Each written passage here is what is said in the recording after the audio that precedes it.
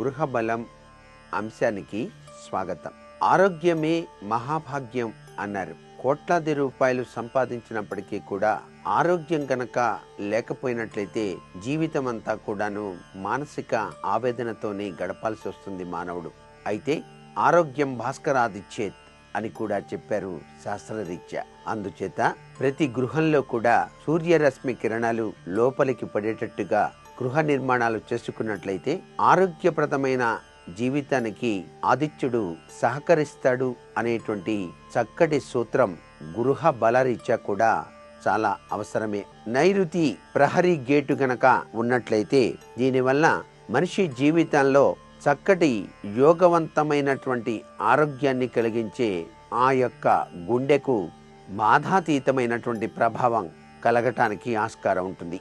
అందుచేత గుండెకు సంబంధించినటువంటి అనారోగ్య లక్షణాలకు మూల కారణం అయ్యేటువంటిది మాత్రం నైరుతిలో ప్రహరీ గేటు పెట్టడం వల్లే అనేటువంటిది వాస్తుశాస్త్రరీత్యా గ్రహించవలసిన ముఖ్య సూత్రం సుమ.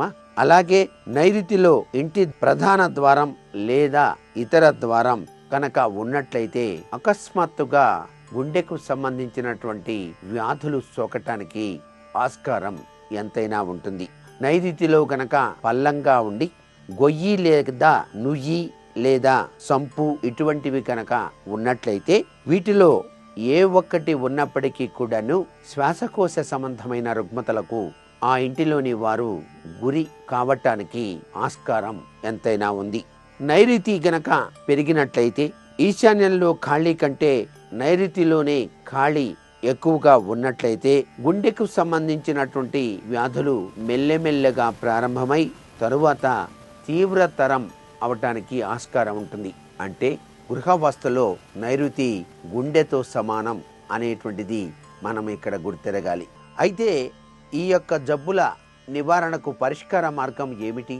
ఇలా జరగకుండా కాపాడేందుకు ఏదైనా చక్కటి ఉపాయం వాస్తుశాస్త్రరీత్యా ఉన్నదా అని గనక మనం ఆలోచించినట్లయితే గుండె జబ్బులు రాకుండా ఉండటానికి తప్పనిసరిగా ఇంటికి నైరుతి మూలలో ఉన్న లోపాలన్నీ కూడా సరిచేసుకోవటం, వాస్తు లోపాల వల్ల కలిగేటువంటి నష్టాలు వెంటనే జరగాలి అనేటువంటి నియమం కూడాను లేదు కాబట్టి 20 లేక 30 సంవత్సరాలు కూడా పట్టవచ్చు. కాబట్టి దానికి అనేక కారణాలు జాతక ఫలితాల రీత్యా కూడా ఉంటాయి. కాబట్టి చేసేటువంటి పాపపుణ్యాల యొక్క పరిగణ కూడా తీసుకోవాల్సి ఉంటుంది. కాబట్టి నైరుతి లోపం లేకుండా చూసుకోవటమే గొప్ప విశేషాంశం. అంతేకాకుండా నైరుతి మూల బరువాటి వస్తువుల్ని ఉంచటం, నైరుతిలో ఉన్నటువంటి లోపభూయిష్టమైన వీధి పోట్ల నుంచి రక్షణ కోసం అక్కడ అశోక వృక్షాన్ని నాటటం వంటి కార్యక్రమాలు గనక చేపట్టినట్లయితే ఆ వీధి పోటు నుంచి వచ్చేటువంటి ఆ యొక్క దోషం పటాపంచలు చేసుకోవడానికి కూడా ఆస్కారం ఉంటుంది. అశోక చెట్టుకు అంత ప్రాధాన్యత ఇచ్చారు కాబట్టి. అంతేకాకుండా ఉన్నట్టుండి తల తిరగటం, ఉన్నట్టుండి పడిపోవటం ఇవన్నీ కూడా ఎందుకు జరుగుతున్నాయి అంటే ఉత్తరంలో మెట్లు ఉండటం చేత, ఉత్తరం తలబెట్టి పడుకునేటువంటి అలవాటు ఆ ఇంటి వారికి ఉండటం చేత ఎప్పుడూ కూడాను ఉత్తరంలో తలగడ పెట్టి నిద్రించరాదు అనే విషయాన్ని ప్రతి ఒక్కరూ కూడా గృహంలో తెలుసుకోవాలి.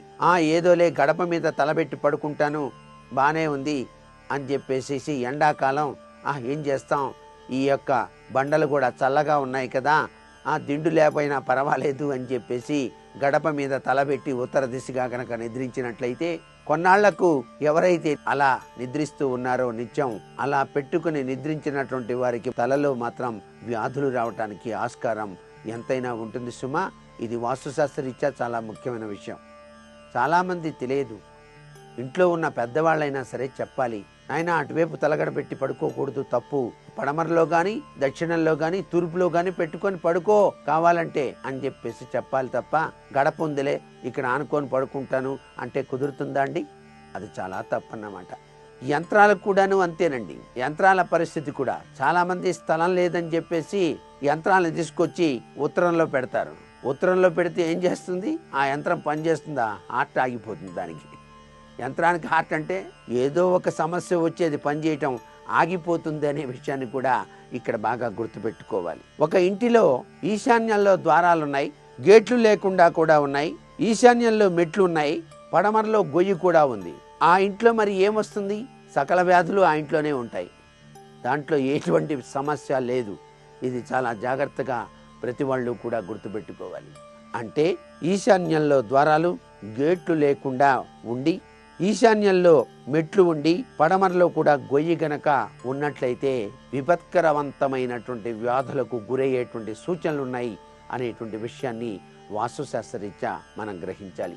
ఇలా వ్యాధుల విషవలయంలోకి మనం చిక్కుకోకుండా ఏం చేస్తే బాగుంటుంది అని ఒక్కసారి ఆలోచించినట్లయితే, మీ గృహంలో ఉండేటువంటి పూజా మందిరంలో వైద్యనాథుడైనటువంటి పరమేశ్వరుని యొక్క లింగాన్ని ఉంచి నిత్యం గనక చక్కగా ఒక చెంబెడు నీళ్లు పోస్తూ నమశివాయ ఓం హరహర మహాదేవ అని గనక ధ్యానం చేసినట్లయితే, లేక ఈశాన్యంలో ఒక రాగి చెంబులో నీళ్లు పోసి ఒక పుష్పాన్ని ఉంచి నమస్కారం చేసినట్లయితే, మీ ఇంట్లో అనేక విచిత్రవంతమైనటువంటి వ్యాధులకు గురి అవుతున్నాం అని తెలిసినప్పుడు ఈ చిన్ని ప్రక్రియ కించిత్తు ఉపశమనం కలిగించటానికి ఆస్కార భూయిష్టమై తీరుతుంది. వైద్యనాథుడైనటువంటి పరమేశ్వరుడు ఆ ఇంటిని రక్షణ కవచంలా కాపాడటానికి ఆస్కారం ఎంతైనా ఉంటుంది సుమా. సర్వే జనా సుఖినో భవంతు.